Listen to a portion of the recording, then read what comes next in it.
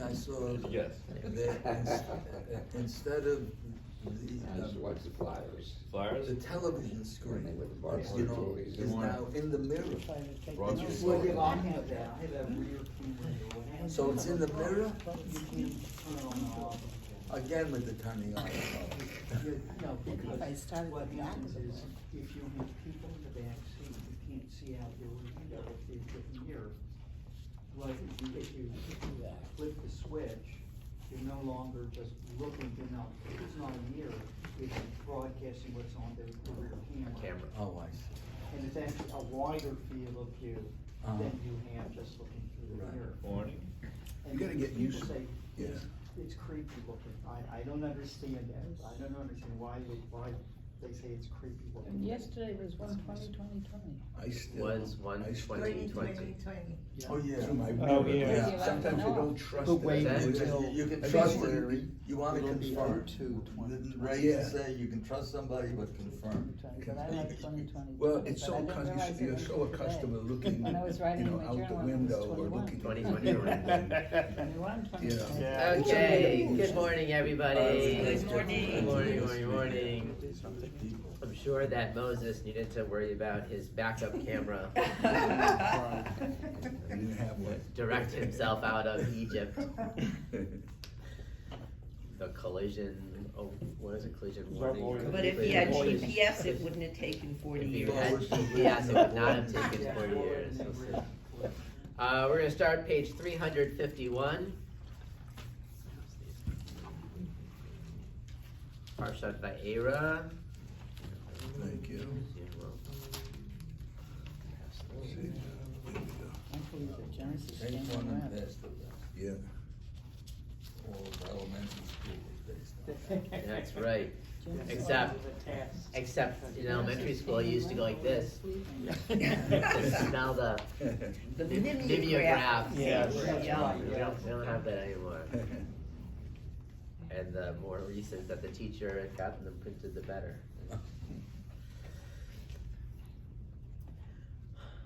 So we have where Moses has gone to Pharaoh for the first time, and things don't turn out so good. In fact, the end of last week's parsha, Moses is complaining to God, "Why did you send me to Pharaoh? Things have gotten worse since I've been there," and so now God is in some ways responding to that.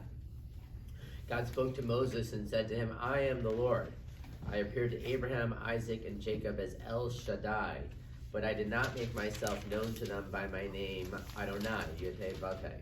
Now, it's interesting is in earlier sections of the Torah, Yud-Heh-Vav-Heh does appear, but it's, some idea that there was a different kind of relationship there, and that Yud-Heh-Vav-Heh brings out a specific aspect of the divine, which we'll see here in the first text that we have here on the handout. You want to read that, Henry? Sure.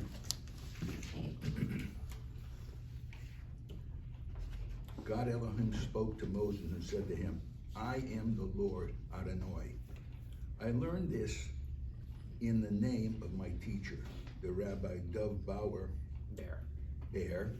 of Mezerich, which he spoke on the verse, 'A wise child brings joy to their parents,' Proverbs 10:1. That when a person does a good act for God and for God's creation, on account of that act, it causes the Creator to rejoice. And this is what it means when it says, 'A wise child brings joy to their parent.'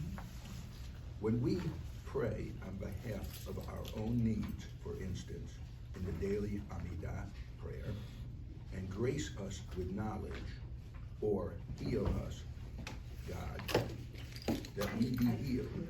Thus, there is a kind of enjoyment that derives from the emanation of good and blessing upon Israel. Thus, it is the will of God that it be so. And this is what it means. God Elohim spoke to Moses and said to him, 'I am the Lord Adonai. Elohim. Elohim is the divine name with the aspect of justice. It is with this divine attribute that I conduct the universe. However, when I say I am Adonai, at my core being is mercy, and that I take enjoyment when I shower the emanation of good and blessing upon Israel. Okay, so unpack this a little bit, right? That there's two different ideas, two different visions of God. One is God as divine justice, and one as mercy, God as being merciful. And that the times where the name Elohim is used, that's speaking of God as in that aspect of justice. And the times that Adonai is used, Yud He Vav He, that is God as merciful. And the whole beginning section of this teaching, right? The wise child brings joy to his parent.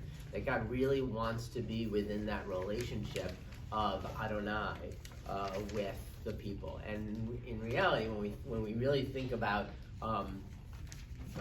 God and what name we speak of, and the name that we particularly identify with God is the Yud He Vav He, right?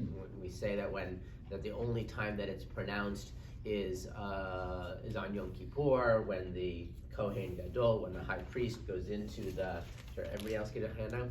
The high priest goes into the Holy of Holies, and that's the name of God, right? And that the name is the one that really is the attribute of mercy that we have, and it's what God wants.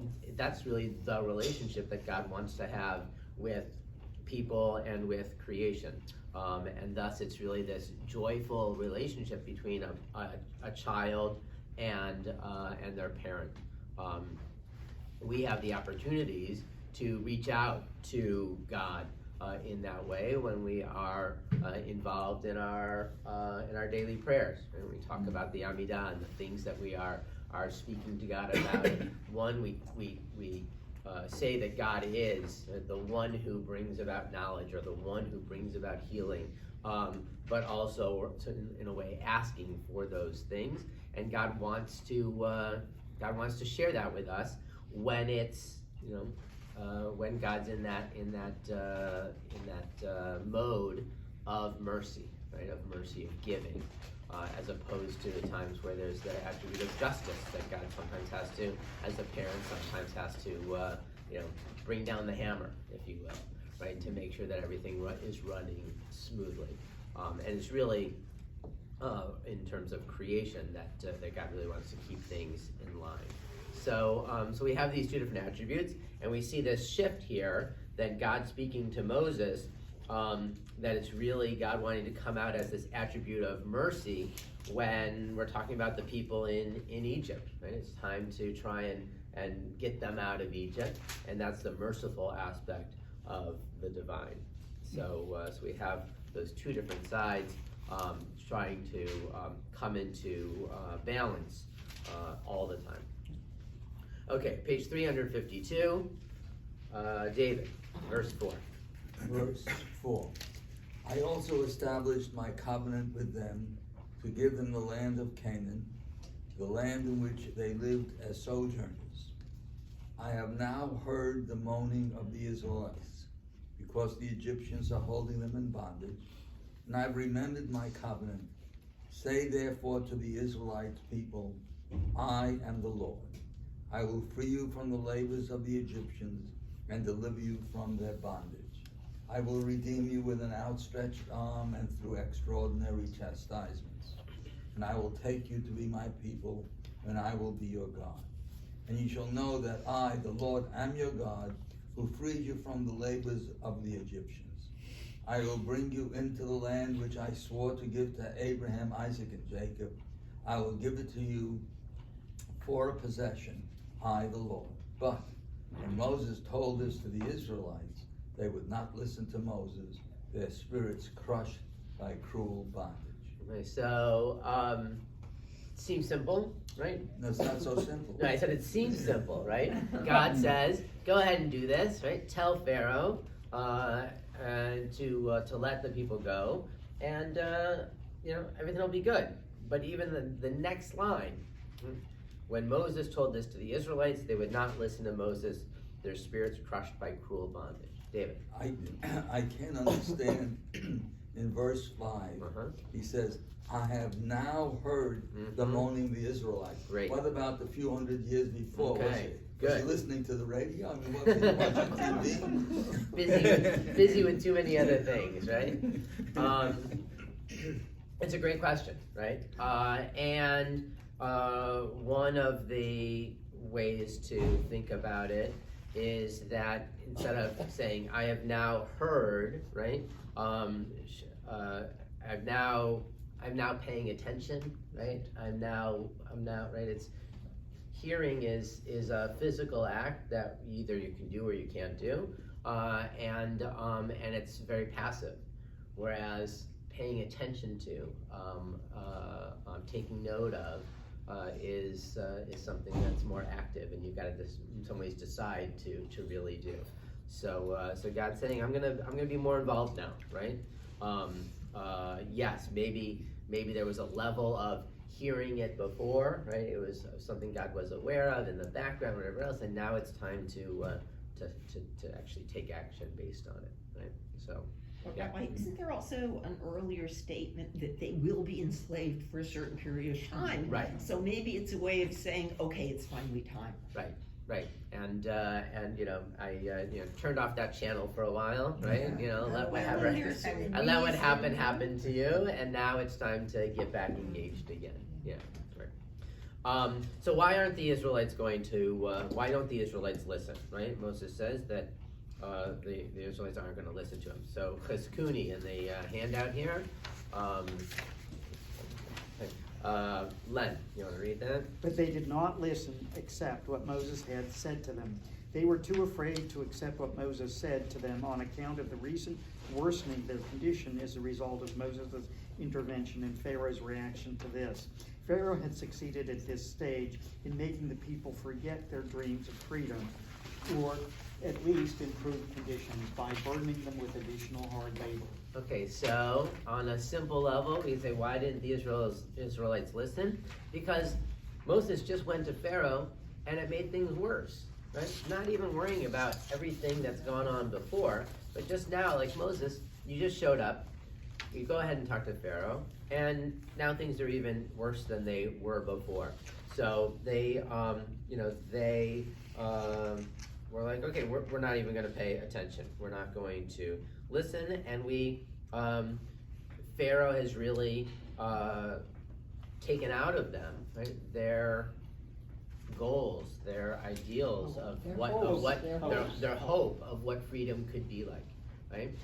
On some level, you could say, like maybe it would have been a good move by Pharaoh also to do the opposite, right? Moses came and said, let my people go. Maybe by lessening the burden a little bit, would have done a similar type of a thing. I'm not sure, right? If the people said, oh, you know what? It's gotten better, Moses, right? Don't worry about it. We'll be okay here, right? But in this case, it went the opposite direction. Yeah. Just going back to it, sometimes I guess the English, I'm not sure when the English is important. I just think of the word now. You take the word now out of that. Right. To me, it changes it. I mean, the now is kind of like we're on God time here. This is my story, and now, I have now heard. I'm ready. And I think if you take that away, then it makes it seem like where have you been? What have you been doing? Right. But right. he's saying now I'm ready to move. It's an interesting question. I don't think we have any different translations here. The word in the Hebrew that I think is being translated as now is vigam. If you look in the Hebrew, you've got vigam ani shamati et nakat b'nei Yisrael. That vigam, I've heard the cry of the people, and whether I don't see any any explanation of it down below, so I'd have to go look other places. But whether, Gam we usually think about as also, right? So I've also heard the cry of the people, and maybe translating it that way instead of now I've heard that maybe it's like, okay, yeah, Pharaoh's been enslaving them, and it's not just that he's enslaving them, but they're also crying out to me, right? Which could be two different things. So I'd have to see if any other translations go in that direction, but that's another possible way of reading it. We have a contrast here of words and action, Mm-hmm. and they're in contrast. It's action that counts, it's what's happening to, what the people see and feel. Right. That's Yeah. more important than the words. Right, they want results. Right. Yeah. But actions are more important than words. Right. Sure. But God had to prove that God is. Right, and that's going to end up coming up, right? We're going to see that in all the Not for a while, plagues and yeah. plagues and all that. Also, one other explanation that I've heard of is that the cry of the people has gotten worse, right? It's like, do you allow for something? God says they're going to be enslaved, but at this point, it gets to a point where they're really crying out, right? And God's like, okay, we're not gonna keep that situation going on anymore. Yeah. So that could be the shift as well that's happening. Len, you want to read the next one again on the handout? Ora Chaim also looks at this. We're going to read a couple of different ones about this section. For impatience of spirit and cruel bondage, perhaps the people did not respond positively to this assurance because they had not yet received the Torah. Since Torah broadens a person's mind, the Torah may hint at that by describing the Israelites' state of mind as narrow-minded and limited. Right. Maybe they couldn't see the potential that was out there, and especially if it's been several generations that they're enslaved. This is all they know, and they didn't have the blueprint. Is basically what Ora Chaim is saying. They didn't have the Torah out in front of them as a vision of what could be, right? What's the potential, that hope that Pharaoh has gotten rid of isn't there because they don't see some other possibility. And one more there, Len. Okay. And because of the cruel bondage, the reason that the Torah writes, and because of their cruel bondage, is that they suffered from Ketzar Ruach, impatience, quite independently of the effects of the bondage on their state of mind. They had become impatient at their fate when they pondered the additional workload Pharaoh had imposed on them. A person who is in that frame of mind cannot even perform the labor he is normally capable of performing. This is why the Torah adds the words Veloda Kasha. Right? So the sentence could have said, they would not listen to Moses, their spirits crushed. Right? And that would have been enough, right? But then adding by cruel bondage, right? That this additional labor, the additional workload, as it says, that Pharaoh puts upon them, right? Really then, right? Weighs them down. So again, now we can go back to that question of why was it so God has sent Moses, said to him at the burning bush, I've heard the cry of the people. But then again, here is saying, and now I've heard the cry. So what's changed? What's changed is this additional workload that's been placed upon them because of the first interaction with Pharaoh, and now I've heard them, right? So it's maybe risen to another level that wasn't there before. And Ruth, you want to read the one that Len just read got copied in there twice. So bottom paragraph on the handout there. People. The people. I was just thinking about God's feelings though. Uh-huh. Is God thinking that God has feelings? Is God thinking, boy, I'm really doing it right. They're really angry with me. They don't understand what I'm really trying. I have something good is going to happen, but they don't know it. That's Right. true. So that's a real struggle. And I think that's something that we all can really continue to ponder and think about. I believe, right, that God wants nothing but goodness for us, for the world, right? The question is, how does, I think the doubt comes in is, how does that come about, right? Does there sometimes need to be, Does the contrast does there have to be sometimes need, so great? does there sometimes need to be pain Absolutely. in order to bring about good and healing, right? I remember one of my, when I was in an educational program, getting my undergraduate degree, and one of my professors said that he had thought about going into medicine. He thought about being a doctor. And at one point he went in, and this is certainly different times, right? He went into the hospital. His brother was working in a hospital, and he went in and was waiting for him. And there were all these patients in the ER or whatever, and they needed some extra hands. So his brother said to him, "Here, help clean the wounds of this guy," right? So my teacher, he's like, sort of gently, right, trying to wipe off the blood or whatever else, and his brother comes over and he's like, no, you gotta do it like this, right? And the person's like, ah, and at that point he realized, like, I can't be part of a profession where you have to hurt somebody in order to heal them, to help to make them better.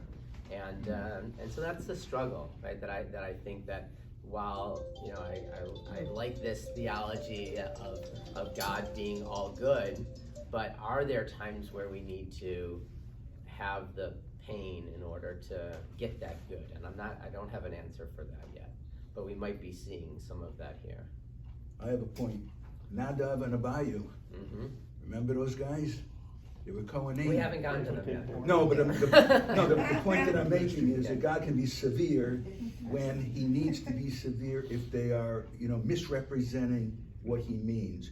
I mean, Right. that may not be the exact situation here, because Right. these people are in slavery, and they truly want to be free, but they've been so enslaved that to get out of that mindset is going to take time. Right. Well, And the other sort of challenges, I mean, when you bring up that story, for me, I'm Yeah. very, very quickly jump to metaphor of it, right? They wanted to get close and they were consumed, right? They were burned up. Does that mean that they were physically burned up and that God came down and struck them? That I don't view it in that same way. I see. That we could talk about how people get consumed, right, with their passions, that it overtakes them, that they're not able to focus on anything else, and we can go and find metaphor for here as well in terms of the enslavement and what does that mean, and try and also sort of step back and look at it in those lights. So.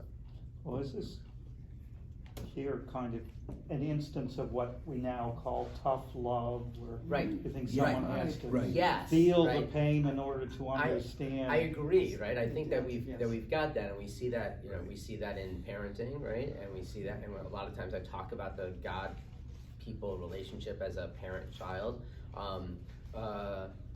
But then you can at least question, well, if that's the case, and you want to say God's all good, then couldn't God find some other way to do it that doesn't bring about that pain? Or are we saying Yeah, that the ends justify the means, right? That God has to bring about some pain in order to have the goodness come out later on. And then you're able to say, well, if I'm going through some pain now, it must be for some good reason, right? There's got to be something good that's going to come out of it. Well, that wasn't their reaction. though. Not theirs, No, but I'm no, just no. saying, But it- theologically. The problem is that it has to be an internal change in the people. Yeah. And they have to get to the point where they're suffering so much. It's not that God is making them suffer, it's that Right, they're right. not going to be able to do what it takes to leave and start a new life. Right. Until they've gotten to a point where they can't get any lower.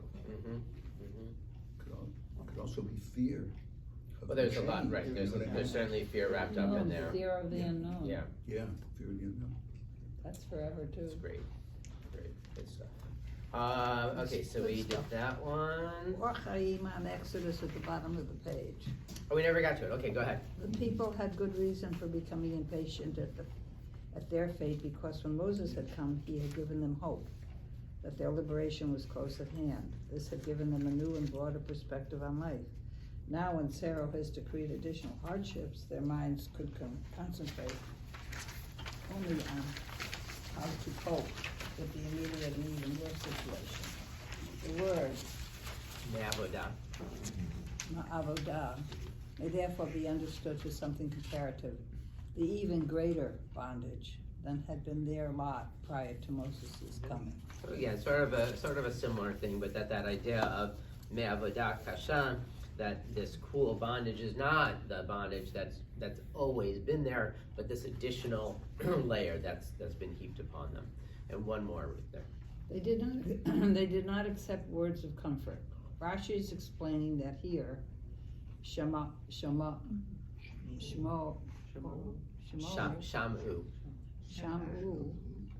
means accept. They had given up hope of being redeemed, as they considered it impossible for them to be redeemed from such hard labor. Thus, to Moshe means words of comfort. They're not listening to Moses. They're not. But what are they not listening to? Not listening to the things that he's saying is it's going to get better, right? And this reminded me of the story with Jacob after Joseph is sold into slavery, sold down to Egypt. That it says when Jacob finds out that his son has been killed, is his understanding, that he didn't allow himself to be comforted, right? And here the people weren't allowing themselves to think of something bigger. They were trapped in their narrow understanding, and now that I've thrown that word out there, right? We talk about Mitzrayim, Meitzar as a narrow place, and we have to get out of that narrowness, right? And in order to be redeemed, they need to have the ability to allow themselves. It's here they're really closing themselves off to what Moses is sharing with them. You know, just thinking all the times parents say to their children, it's okay, it's gonna be okay. Right. It's gonna get better, you'll see it, it's gonna get better. Right. And not just parents to children. I mean, we say it to our friends, right? Someone's suffered a loss or something like that, right? I mean, on some level, we know that it's going to get better, right? And the person doesn't feel it at the time, but we've got lots and lots and lots of examples of how people get through those hard times, but it's not easy at the moment. Yeah. I know when I think all of us have been through various experiences. Maybe we've been verbally abused, or physically or sexually abused. That the only way that you can have healing is that you need to sit down with somebody you really know well, and that you need to revisit that, so that by actually revisiting it, you can own it, and therefore you can come to a resolution of healing over time. And that's the way these people that are are therapists. Right. That's what they do. So that could be the same kind of situation here with the children of Israel, who are being, I'm sure, physically abused, and Right.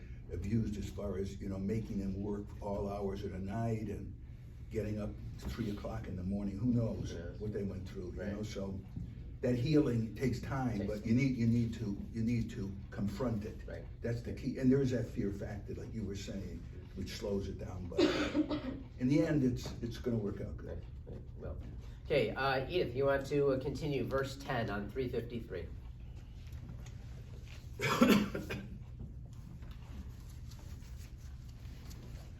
The Lord spoke to Moses, saying, "Go and tell Pharaoh, king of Egypt, to let the Israelites depart from his land." But Moses appealed to the Lord, saying, "The Israelites will not listen to me. How then should Pharaoh keep me, a man of impeded speech?" So the Lord spoke to both Moses and Aaron in regard to the Israelites and the Pharaoh, king of Egypt, instructing them to deliver the Israelites from the land of Egypt. Okay, so great. So now God says, okay, go to Pharaoh. And Moses says, whoa, let's hold on a second. I haven't even been able to convince the Israelites. How am I supposed to go to Pharaoh? And this is where he brings out that card of I'm a man of impeded speech. and he's like, I'm not the right person for this gig. And God says that, so then God speaks to both Moses and Aaron to have them go to Pharaoh. If we look on the handout, there's a text that says Chizkuni, Exodus 6:11. Edith, you want to read that one? Yeah. Bo daber el Paro. Vada- Go ahead, sorry. Vadaber al Paro. Pharaoh. Go and speak sternly to Pharaoh. That implied that he will go with Moses on this mission.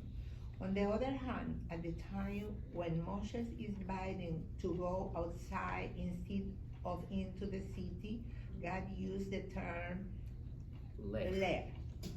As when God instructed Abraham to leave Haran and to go to a land which he would show him. Or God to Moses in where he is told to speak to Pharaoh at the banks of the Nile. Okay, so some interesting language that if God is saying, if God is implying that God's going to be there with him, and even if it were him and Aaron together, then the verb would need to be somehow in the plural, right? It would need to be, if it were to him and Aaron, it would be lechu, right? Pluralized, or telchu, I guess, right? Or if God were including God's self as well, would say Nelech, we will go to Pharaoh. But it's really just, in the singular, giving it to Moses. And I think that there we have to see that even if we're thinking about things collectively, sort of a collective obligation, each one of us has to see ourselves individually obligated as well, right? So that we need to feel that's being spoken directly to us in the singular, even if there's something that's happening to the whole. Great, thank you. Next to Edith, you want to introduce yourself? Welcome. Hi. I'm Alexis. Alexis, welcome. Yes, thank you. I'm with Thomas. Nice. I generally don't feel comfortable reading a lot. You don't have to read then. You can skip. That's great. Well, but glad that you're here with us. Yes. Good. I'll take it over. Okay, Thomas, go ahead. On the handout, top of the next page, it says Sforno on Exodus 6:12. Especially so, seeing that he was also in Arel Sfatayim. Right. Effect. With the speech handicap. He mentioned this as he did not believe that Aaron would accompany him other than for the time he identified himself as God's emissary when he spoke to the people. So there was this question, right? So why does God have to say that it's to Moses and Aaron, right? Most of the time, it's just God speaking to Moses, and we also know in the background that Aaron's with him, and that Aaron is really the mouthpiece. Aaron's saying things. So why bring it out specifically here to let us know that Aaron's going to be there as the emissary when he's speaking. Okay? And the next one on the page. Chaim on Exodus 6:12:2 or 6:12:5. The reason Moses added at this juncture that he had a stammer was because he felt this would reinforce Pharaoh's rejection of anything he had to say. Pharaoh would say, at least to himself, that if the powerful God that Moses spoke about had not even cured his spokesman of a simple speech defect, it was laughable to think that he could impose his will on the mightiest ruler in the world. In fact, if this kind of reasoning were to be conveyed to the Israelites, it might further undermine their faith in God. That he scared of Pharaoh, mocking him during his speech. Well, it's not about mocking, but it's something. It's saying that. What this is saying is, Pharaoh's going to think, wow, this is who God sends. God sends a stammering, person who can't speak very well. What kind of a God is that? And should I really be afraid of a God like that and listen to what this man's saying? And I think that, for me, what Ora Chaim is saying here is is that we really, we get messages from all different types of places. And sometimes it's from many that we might disregard as unworthy of our attention. Sort of the most recent example in full public eye right now is Greta Thunberg, right? Yeah. Right? Yeah. What an example, right, of Yeah. how people could just easily disregard somebody who, one, is a child, right, and two, I understand he's somewhere on the autistic spectrum, and just be like, why do we even need to pay attention to this person, but has some real truth to speak to us. I think that's what he's getting at here, is that we have to be open to hearing truth and hearing messages when it comes to us from whatever form that might be. And Pharaoh was clearly not going to be open to it. Okay, back in the Chumash. Let us skip this next section. We've got a bunch of names. Great. Okay, a little ancestry, which is a wonderful thing. One of the things to make note of. Let's see where we can find it.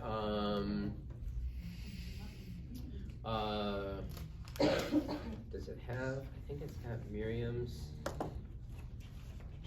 Because we talked about last time about the houses that came from Miriam and Yocheved. No, maybe it's not in this section. There's one section where it talks about who Miriam is. I don't think it's. It's not there. Okay, that's fine. So boom, boom, boom. Let's go to 356, chapter 7. Mara. The Lord replied to Moses, "See, I place you in the role of God to Pharaoh with your brother Aaron as your prophet. You shall repeat all that I command you, and your brother Aaron shall speak to Pharaoh and let the Israelites depart from his land. But I will harden Pharaoh's heart, that I may multiply my signs and marvels in the land of Egypt. When Pharaoh does not heed you, I will lay my hand upon Egypt and deliver my ranks, my people, the Israelites, from the land of Egypt with extraordinary chastisements. And the Egyptians shall know that I am the Lord, when I stretch out my hand over Egypt and bring out the Israelites from their midst." This Moses and Aaron did as the Lord commanded them. So they did. Moses was 80 years old and Aaron 83 when they made their demand on Pharaoh. So we were talking before about ages, and right, Moses' life is divided into 3 different sections, really, and they're all 40s. We've got the first part of his life, right, up to 40. This is when he's going to Midian and all. Here we've got now he's facing Pharaoh and he's 80 years old, and then when he finally dies, right, 120. So we've got this 4 breaks divided by 40 years. Keep going. The Lord said to Moses and Aaron, "When Pharaoh speaks to you and says, 'Produce your marvel,' you shall say to Aaron, 'Take your rod and cast it down before Pharaoh. It shall turn into a serpent.'" So Moses and Aaron came before Pharaoh and did just as the Lord had commanded. Aaron cast down his rod in the presence of Pharaoh and his courtiers, and it turned into a serpent. Then Pharaoh, for his part, summoned the wise men and the sorcerers, and the Egyptian magicians in turn did the same with their spells. Each cast down his rod, and they turned into serpents. But Aaron's rod swallowed their rod. Yet Pharaoh's heart stiffened, and he did not heed them, as the Lord had said. Want me to keep going? Yep, sure. And the Lord said to Moses, "Pharaoh is stubborn. He refuses to let the people go. Go to Pharaoh in the morning as he is coming out of the water, and station yourself before him at the edge of the Nile, taking with you the rod that turned into a snake. And say to him, 'The Lord, the God of the Hebrews, sent me to you to say, let my people go, that they may worship me in the wilderness. But you have paid no heed until now. Thus says the Lord, by this you shall know that I am the Lord. See, I shall strike the water in the Nile with the rod that is in my hand, and it will be turned into blood, and the fish in the Nile will die. the Nile will stink so that the Egyptians will find it impossible to drink the water of the Nile. Okay, so we have this introduction of Moses to carrying out the plagues and the signs before Pharaoh.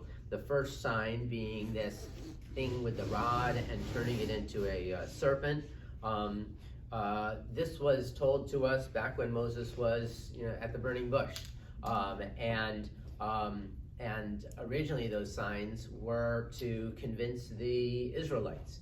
There was this one, and there was also, which doesn't come into play here, right? It's the sign where he's supposed to put his hand into his cloak, and it comes out all scaly with leprosy. Puts it back, and it comes out clean. And those different signs were meant to convince the Israelites, and we saw that. We would have seen that at the end of last week's parsha.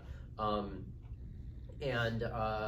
I think a lot of us think about those signs as what he's supposed to do for Pharaoh.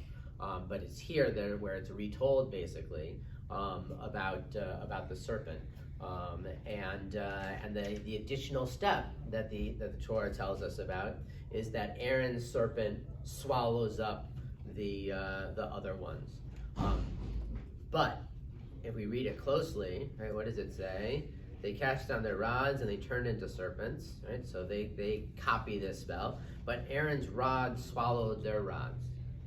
Whereas you would think it would have said Aaron's serpent swallowed their serpents, right? And one explanation is that this is in some ways, an additional miraculous thing was that the rod had already turned, the serpent had turned back into a rod before it then swallowed, because you imagine a rod swallowing up another rod doesn't make any sense, right? But that was sort of an additional miraculous thing, that it was after they turned back into the rods that it did the swallowing. Just reading it specifically, that you can share that interesting possibility. And now we have the introduction of the plague of blood. Finish that section up for us, Mara. Okay. Verse 19. Okay. And the Lord said to Moses, "Say to Aaron, take your rod and hold out your arm over the waters of Egypt, its rivers, its canals, its ponds, all its bodies of water, that they may turn to blood.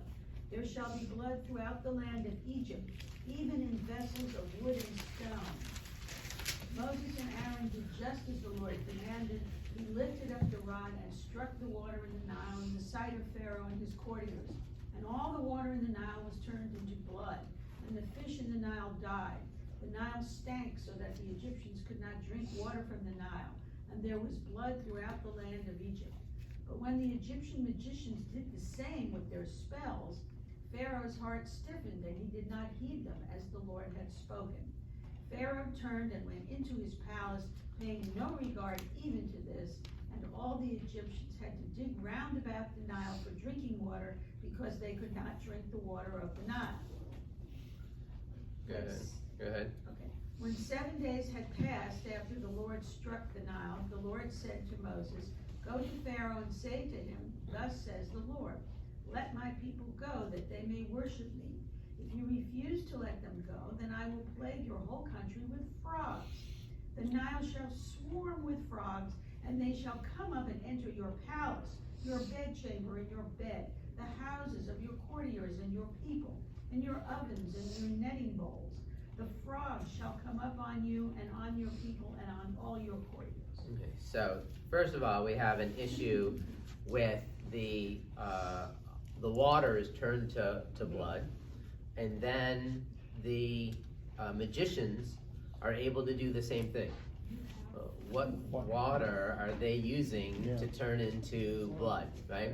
Now you find a little bit later that there was other water, because it says all the Egyptians had to dig round about the Nile for drinking water. So they were able to find some other water, it seems like. So I guess that's where the magicians are getting water from for them to carry out the same spell. Another possibility is that they were able to reverse it. right? Yes, I was Right? thinking That they of were that. able to reverse it, that they were able to change the blood back into, But they couldn't. but not the entirety of the Nile, Right. but maybe on a small scale, they were able to do something similar. Then, interestingly, God says to Moses, go to Pharaoh and tell him, let my people go, they may worship me. If you don't, I'm gonna bring frogs, right? What happens next? The frogs. But what doesn't happen? Or what we don't see in the text at least? The Egyptians. Moses cut going to them. Pharaoh and telling him, Yeah. right? I'm showing this yeah. because we haven't read it yet, but Mm. but it sort of gets short-circuited, right? Instead, it just gets brought. Jessica, read that for us.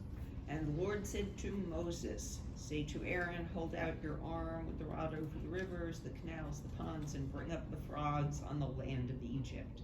And Aaron held out his arm over the waters of Egypt, and the frogs came up and covered the land of Egypt.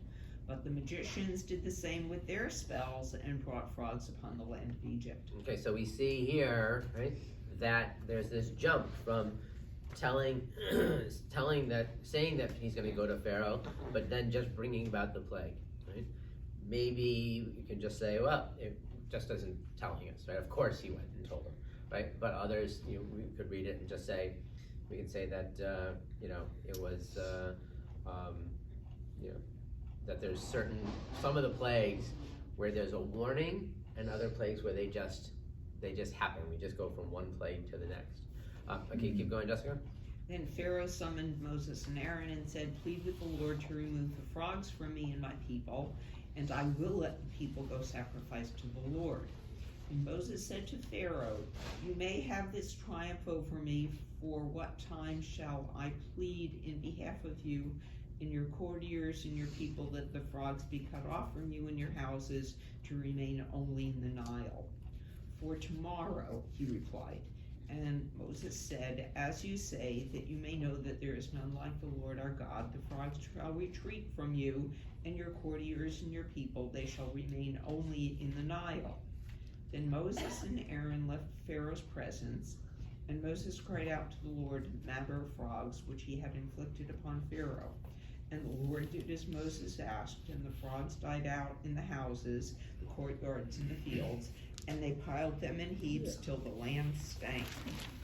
But the Pharaoh saw that there was relief. He became stubborn and would not heed them, as the Lord had spoken. Okay, so here we have a case where the magicians are able to, again, they're able to bring about the same thing, right? The magicians did the same with their spells and brought out frogs.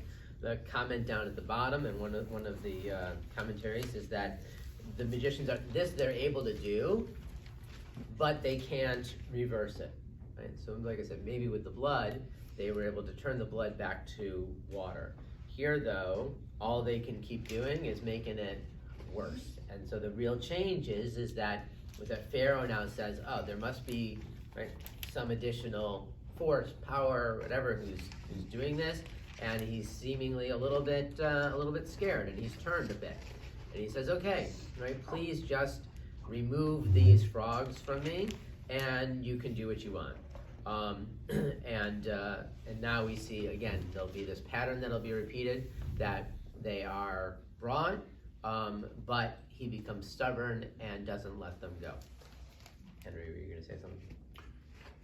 Yeah, what I was gonna say was, in these first three plagues, if you notice, Moses does not actually do Right. the plagues, it's Aaron, and I remember one reason, and I think one reason was that he didn't do the plague of the blood because actually Moses was put in a little box on the river, and it was really the river that saved him.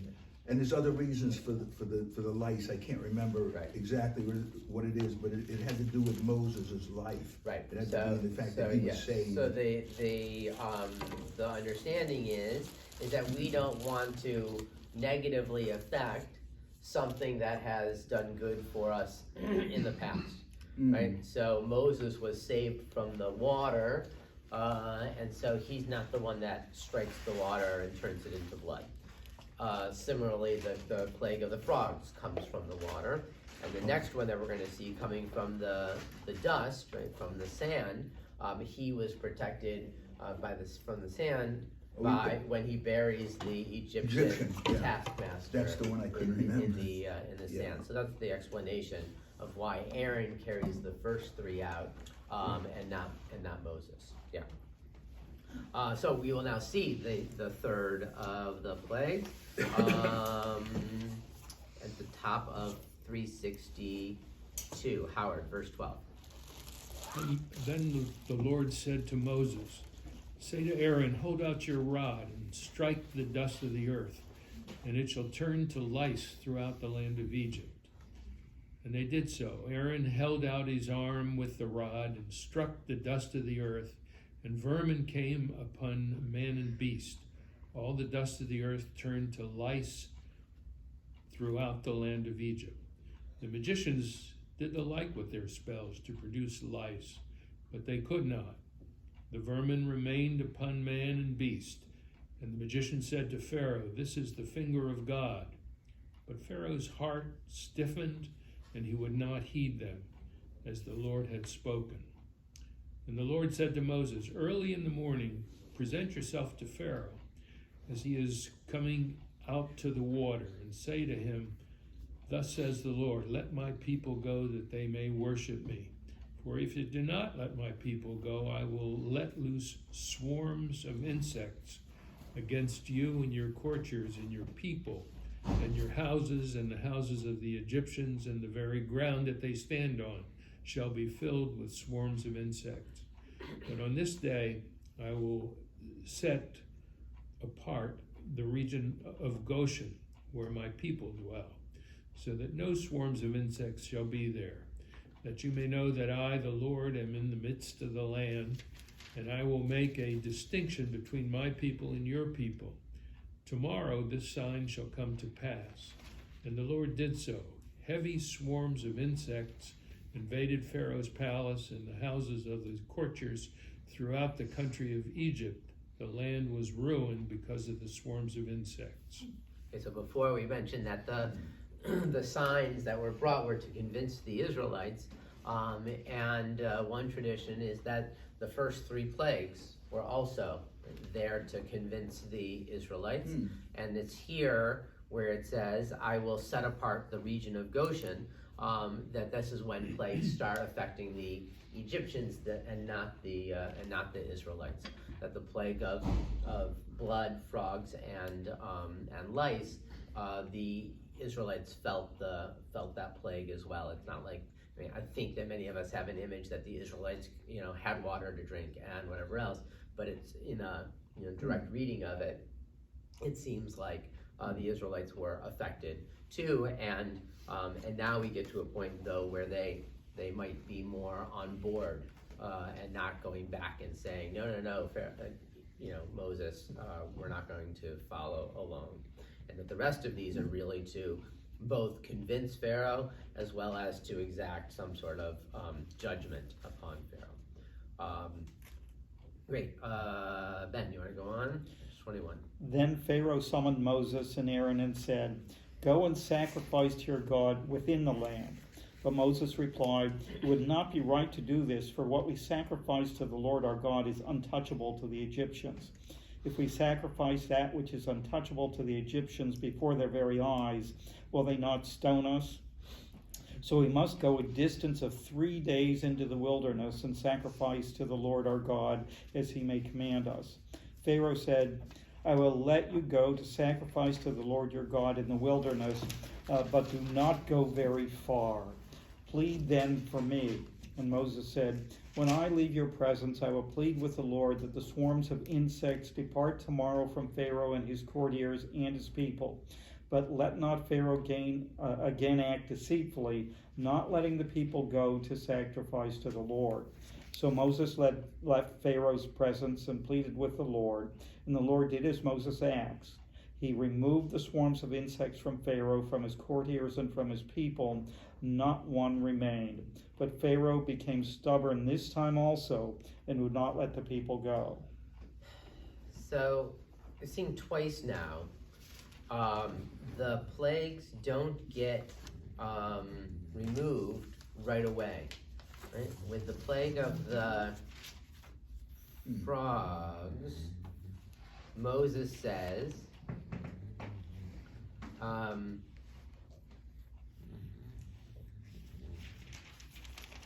Moses said to Pharaoh, "You may have this triumph over me. For what time shall I plead on behalf of you and your courtiers and your people that the frogs be cut off from you and your homes to remain only in the Nile?"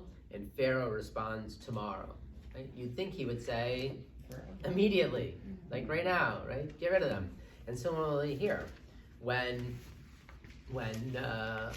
Pharaoh says, "Okay, I'll let you go," and Moses says, "Great. I will plead, when I leave your presence," meaning now, right? "I will plead with the Lord that the swarms of insects depart tomorrow," right? Like, do it or don't do it. Like why are we waiting for the next day? And I have no answer. It just sort of popped out at me here that we get this tomorrow in these two places, and whether there's some understanding that it needed to last a certain amount of time, or we all need to bear something for a little bit before we really change. I'm not sure why it is. Maybe we don't give Pharaoh enough credit. Yeah. In the beginning, he seems like a scientist, where he conducts an experiment with Moses and Aaron on one side, right, and his magicians on the other. Sure. And then after a while, he gives up on the magicians. Right. Well, they can't do it. Or they can't do it, but he stops mentioning them. Right. Right. But he puts a time element in it, and maybe he's checking on the time. Right. And he said, if you can do it by this time, that's another proof. Another sign, right? That you're really on the mark. And also, where maybe he thinks, well, if it happens before that time, then it wasn't you in the first place, right? It wasn't God in the first place. It's something explainable, something natural, and by giving some time to it, it really has that sense of it coming from the divine. Well, people have tried to go into these plagues. And putting nature. There have been descriptions of frogs dropping down in storms from the sky. Yeah. In Egypt, the Nile is famous for schistosomiasis, which infects bladders, and it causes bleeding. It causes bleeding from bladders, and at one point, Egypt was called the land of menstruating men because of the blood that comes from the bladders. There's a lot of schistosomiasis of the bladder in Egypt. Right. Yeah, no, there's a lot of different, you can find lots of different descriptions as to how these things may have happened naturally. Just others in terms of weather patterns and how the water would have looked all stirred up, red and muddy, and that would have both clouded it in terms of visually, but also in terms of being able to drink from it. And then when that happens, then the frogs aren't able to live in the water. They all hop out, they vacate the water, and they're all on the land. So there's things like that people have used to describe it. And when traditionalists hear that, they're like, okay, yeah, that may have happened, but the fact that it happened at exactly the right time, like, that's the miracle, right? Okay, if we wanted to break it down that way, I don't worry about really either one of them, because I look at it for more about teachings and meaning and things like that. But there certainly are some explanations as to how this could have happened naturally. Well, doesn't God create the natural world, and isn't He the master of it? Yes, right. So certainly, right, and that's a piece of it, right? Is that God's we would say God is in control anyway. But the question is, and this again goes to different theologies, is does God have absolute control over it, right, and makes it happen when God wants to make it happen, right? That's a big idea of miracles, or is it more just sort of the natural, yes, God created the world, but is it more of a natural order of things? And even to answer that, there's certain things that one teaching in Pirkei Avot talks about 10 things that were created at the time of creation, because I think they are uncomfortable with them happening sort of on their own later on. Like one of them's Moses' staff. One of them is the pit of Korach that swallows up Korach's followers later on in the Torah. Trying to think of what some of the other ones are. I think that might be the part where they talk about the first pair of tongs, right? Because if you they needed to have tongs to do the sacrifices in the temple, but if you're going to create a pair of tongs, it's done in the fire, so you need another pair of tongs to take them out. So which one created that first pair, and which one created that one? And so right, I think that's another one. I forget what the other. The ram in the thicket. When, maybe the ram, maybe the thicket. ram. I'm not sure if that was one of them or not. Yeah. I'd have to try and find the text. Yeah. But there were these 10 things that they wanted to Bilam's donkey, the talking donkey that we have with Bilam, right? Those are things that were sort of like out of the natural order of things that God created at creation so that they would be there for when they were needed later on, that it wasn't God doing it right at those times. So it's, an awfully old donkey. what's that? Would have been an awfully old donkey. Awfully old donkey. You're absolutely right. Okay, great. Neil, let's see, where are we? We're at Chapter 9. Chapter 9. Go ahead. The Lord said to Moses, Go to Pharaoh and say to him, Oh. Thus say the Lord, the God of the Hebrews, let my people go to worship me. For if you refuse to let them go and continue to hold them, then the hand of the Lord will strike your livestock in the field, the horses, the asses, the camels, the cattle, and the sheep, with a very severe pestilence. But the Lord will make a distinction between the livestock of Israel and the livestock of the Egyptians, so that nothing shall die of all that belongs to the Israelites. The Lord has fixed the time. Tomorrow the Lord will do this thing in the land. The Lord will do this thing in the land. And the Lord did so the next day. All the livestock of the Egyptians died, but of the livestock of the Israelites, not a beast died. When Pharaoh inquired, he found that not a head of the livestock of Israel had died. Yet Pharaoh remained stubborn. He would not let the people go. Okay, here we're going to see a transition again, where we go from one plague, the cattle disease, to the next plague of boils without any kind of introduction, no kind of warning. It's just God says to Moses, take handfuls of soot, throw it into the air, and there'll be boils on the Egyptians. So we see that type of thing again. We have those different types of transitions. Sometimes Pharaoh says go, sometimes Pharaoh says no, sometimes he's warned, sometimes he's not, and we could unpack that. Okay, so we're at end of time. We go through the next couple of plagues. Basically, we have 7 of them here in this week's Parsha, and then the last 3 are left for the following week. I have a question and a possible answer. I don't know. During the first 40 years of Moses' life, he was mighty in word and in deed. He was a general. He was a man of power. And what happened in the second 40 years? All of a sudden, he lost his ability to speak. Now, he was a great speaker. So what did that? I think it's plausible to say that in the second 40 years, he was kind of humbled, like at the, being the, he went from being a military general with great power to being a shepherd for 40 years. And I think the burning bush and all of those experiences he had humbled him to the point where he realized that although in the past he could do anything he wanted, he had that power, he recognized he couldn't do that much because it was the power of God that really impressed him. And so therefore he went from one kind of extreme to the other. That's just a possibility. I was just wondering what your thinking would be on that. Certainly is a good reading of it, right? It's a nice midrashic teaching of learning those lessons, when you're able to. So yeah, awesome.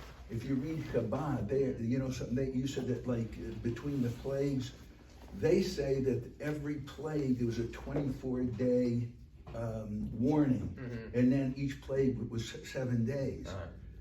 Now what I did was I added up. I'm a numbers guy, so I added up to, it adds up to 370 days. Okay, from the time that from the time that the snake, miracle was done until they got to Mount Sinai. And the interesting thing is Moses was in that basket, and he was, and that basket is called Tiva in Hebrew, and it's the same word for the Noah's Ark. Right. Now in Noah's Ark, I calculated the time. From the time it started to rain until they were on dry land on the Ararat Mountain, it was 370 days. So there's a parallel there, because here's Moses being saved, here's Moses being saved in that thing, Right. and humanity being saved through in the time of Noah. Right. So the Gentiles have been saved, and then the Jews were saved by their Savior, and even he was saved by the 6 women. Okay. So it's kind of a salvation. Yeah, I mean, you've got to read a lot of different things into it to get those numbers. You have to. Who knows? Right. Well, that's Chabad. Okay, They're into the numbers, and Right. I tend to be a